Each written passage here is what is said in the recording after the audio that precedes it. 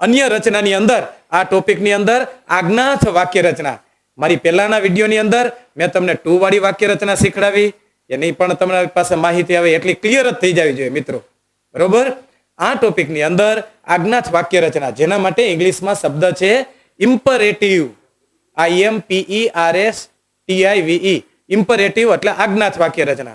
तो आज्ञार्थ वाक्य बे प्रकारना छे, एक लेटवाળી आज्ञार्थ रचना અને એક બીજા પુરુષની આજ્ઞાર્થ રચના। બીજા પુરુષની આજ્ઞાર્થ રચના છે એ હું તમને મારા હવે પછીના વિડીયોમાં માહિતી આપું છું। લેટવાળી આજ્ઞાર્થ રચના છે એ પહેલા અને ત્રીજા પુરુષની જ આજ્ઞાર્થ રચના સૂચવે। તો તમે જો લેટ પછી અસ જ આવે। અસ છે મોટે ભાગે શોર્ટ ફોર્મમાં જ બોલાય છે, લેટ્સ। લેટ્સ ઇંગ્લિશ બોલીચાલીમાં સૌથી વધારે લેટ્સ ગો આઉટસાઇડ, ચલો ને આપણે બહાર જઈએ, let's have some cold drinks, ચલો ને આપણે કંઈક ઠંડુ પીએ, લેટ્સ મીટ ધ પ્રિન્સિપાલ, चलो આપણે આચાર્યશ્રીને મળીએ, let's watch some interesting game, ચલો ને કંઈક આપણે રસપ્રદ રમત નિહાળીએ।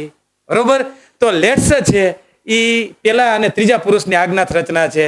તો લેટ પછી તમને કાં તો આવી રીતના અસ જોવા મળશે અથવા લેટ પછી તમને મી જોવા મળશે। બરોબર, લેટ પછી હિમ જોવા મળે।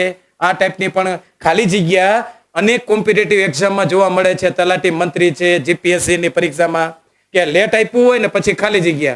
तो तमे जो विडियो भण्या होय तो तमने ख्याल आवी शके के ओके लेट पछी करता न आवे, लेट पछी कर्म ज आवे। लेट मी, लेट अस अथवा लेट्स।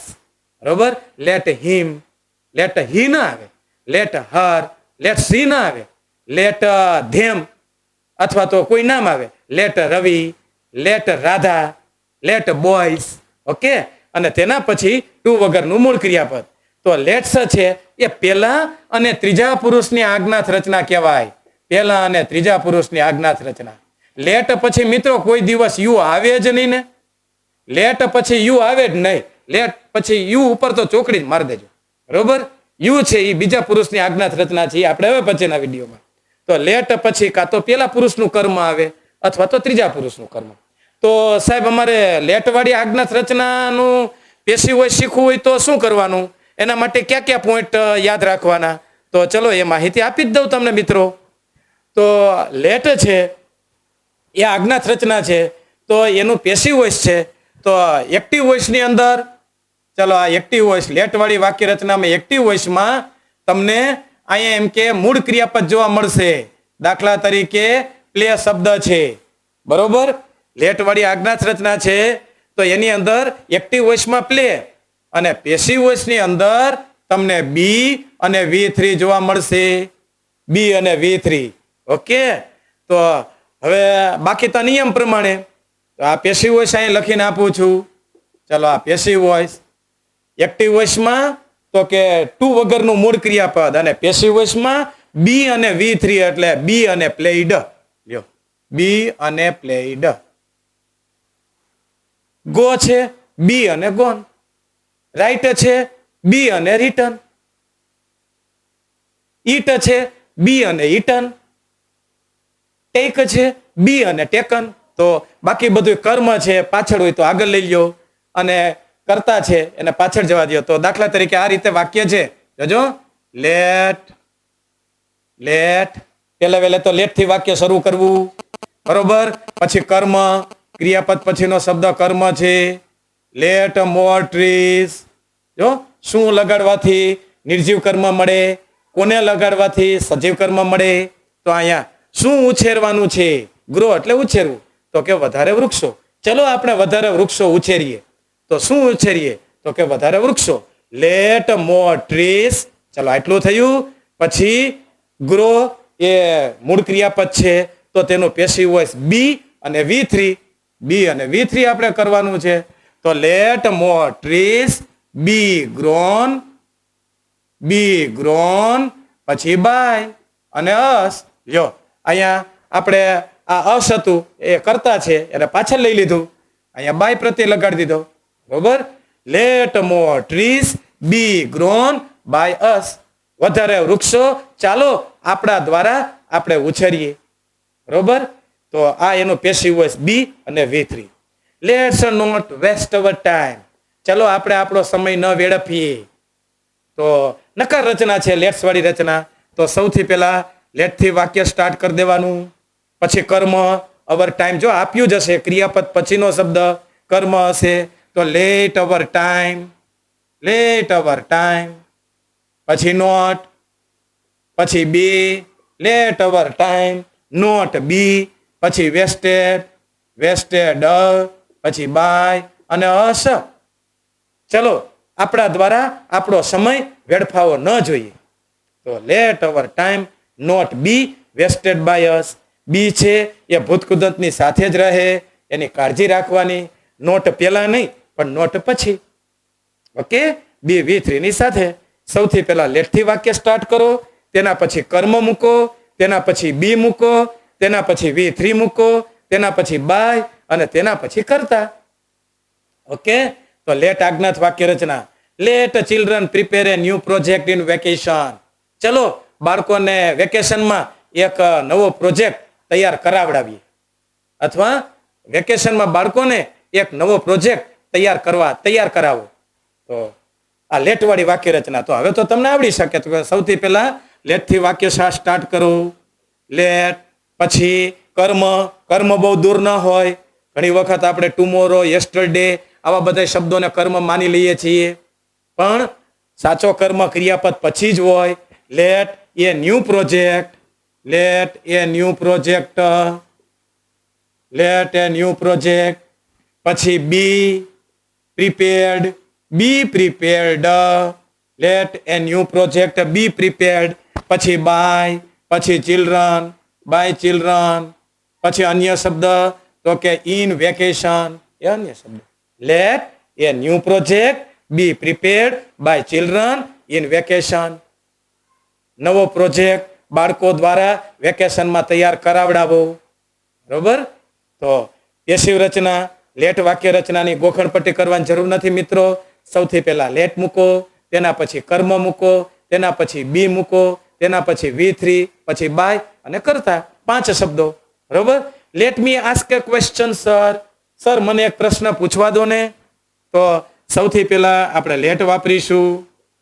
પછી જો આ એ ક્વેશ્ચન કર્મ છે એને આગળ લઈ લ્યો.